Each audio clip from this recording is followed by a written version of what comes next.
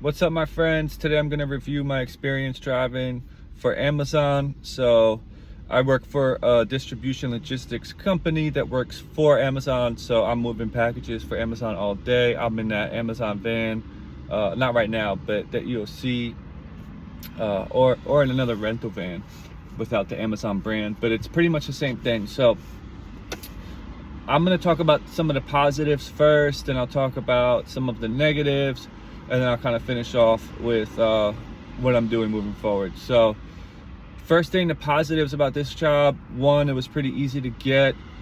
I needed work post-pandemic. I was kind of like switching careers, switching business, and I needed something to fill in a space. And I saw driving for Amazon on Craigslist, and it wasn't that difficult for me to get this job. I don't know what your situation is, but for me, that's a plus. I've definitely been denied, or like I've emailed other places and just didn't get anything back. So the communication was very smooth on getting a job. I received a lot of, reply back in a timely manner. Good communication. So next thing that's positive, I'm gonna say that just in general, getting into the industry, driving the van, it's kind of bigger than my normal van. Having to do that in front of a instructor on training day, having to do that little obstacle course that they make you do, that was great. That was fun. It was like I was a little bit nervous, I'm not gonna lie, but then like my second or third day driving the van, I was like more used to that than my regular car. But I like doing things that challenge me, and that was cool. I wasn't used to it. It was fun.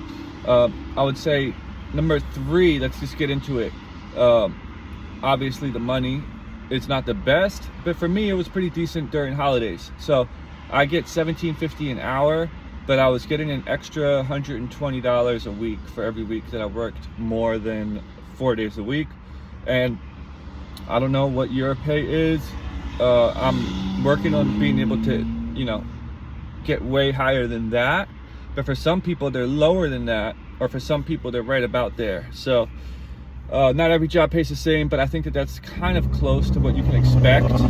And with holiday time, it's definitely a better time to work there. Now it's not holidays, so I'm only doing 2 days a week, and I'm only going to be working here a few more weeks. So I just wanted to review my experience.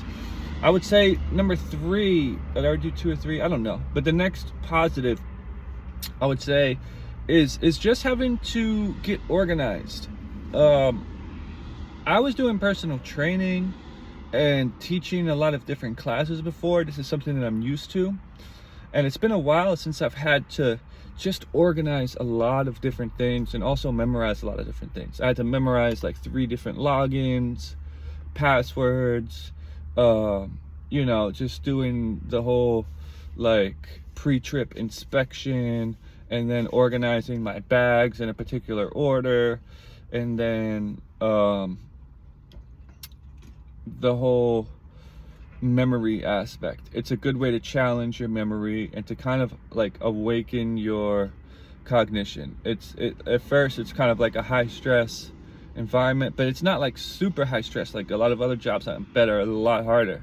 But this is a good segue into something that's kind of starting to get to the point where people are stressed out, and you have to be competent and kind of be able to move fast, be able to hustle, at the same time be able to be organized. So again, it's not going to make you a super genius, but let's say you've been doing something that's a little bit more like relaxed. You don't really have to organize a lot of different things. You don't really have to hustle and move fast. If you step into this job, it'll at least give you like a taste of that. And I think that that's really good for your nervous system. I call it like a healthy stress. So I kind of like that. I'm gonna go to the last good thing about the job. In my particular company, well, some people were assholes at first, and then they became nice to me. I guess they saw I was coming in every day, but in general, a lot of my coworkers, I get along with. I like. And I like to be able to meet new people. You know, I'm an adult, I have a family, I live in a place where it's not like a big community of people that I'm normally interacting with. So just getting to meet some of the people at work and you know, be friendly and talk, exchange information.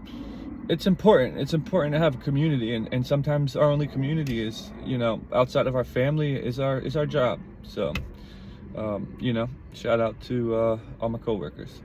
All right, so we're gonna go into some of the negatives. I would say the negative would be that after holidays, that bonus isn't there, and I've been researching that a lot of drivers can get a lot more money. So even FedEx drivers, I'm hearing, but more importantly, it's like build the business sense, you know, like what people that rent their own vans and then find their own loads, called the box truck business, box truck hustle. Obviously, there's an investment, but I'm hearing people making $5,000 a week or a lot more money. So you know, that's the level that I'm getting to, that I want to get to. So I would say the pay is not very high. Number two, negatives. Yeah, sometimes in my company, I guess the people that make those packages, they do them in the warehouse that I work, that I drive out from, and they make a lot of mistakes. They cover the address with the sticker where you need to read it, or they'll have your packages out of route sometimes, so that can get pretty annoying. But not to complain, I mean, they work hard, and they work hard at nighttime, so you know, I'm not gonna be mad about that or anything, but it can get annoying. Yeah, I mean, I don't need to complain about stuff, but we are on cons, so you know, let's talk about apartment buildings. Like when you have to park and then go to apartment buildings, and then your key code doesn't work to get into the building, and you have to call all the customers, and it takes a really long time. Again, you can stress yourself, because here's the thing, you're getting paid per hour. Let's say you have an overwhelming amount of stops, like more than you can do within your 11-hour driving time, especially when the stops are slow, some of your packages are out of order, and you have these apartment buildings where you have to walk to each door because it says it there, and it takes you a long time to actually get into the apartment, or sometimes the maps will be off. I've had it happen when a map will tell me to go here, the actual apartment building's a little bit further away. There could be a difficult time finding parking in that particular area, and maybe it's a new route for you, so that can all get stressful. Once you start to learn the route, once you start to learn how to get into the buildings, who to buzz, you can learn little tips and tricks, it can get easier.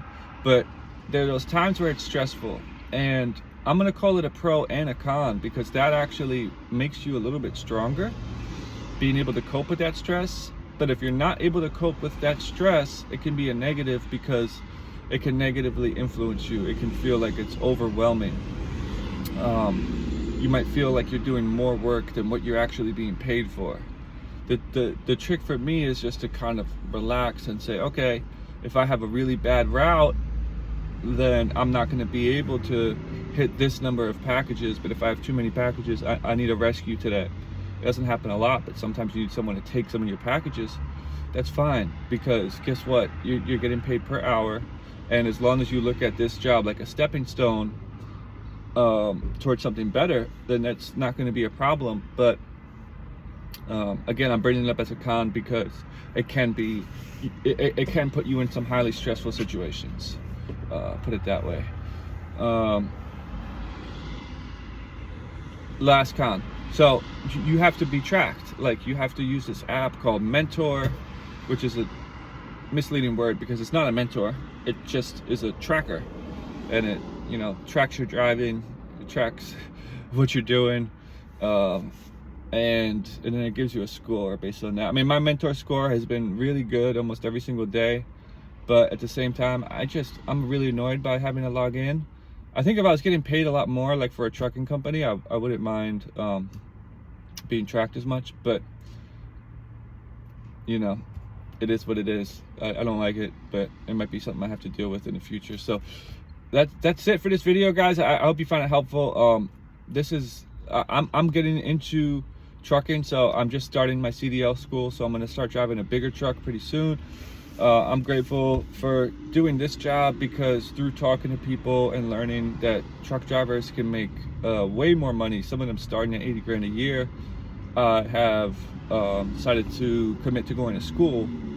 And this job was kind of a stepping stone for me to get to my next career path. So that's kind of what's next for me. If you want to follow along my journey, see how it goes with trucking school, then give me a subscribe and comment down below if you found this video helpful. I hope you guys have a great day, and I'm gonna finish drinking my yerba mate tea. You guys have a good one. Bye bye.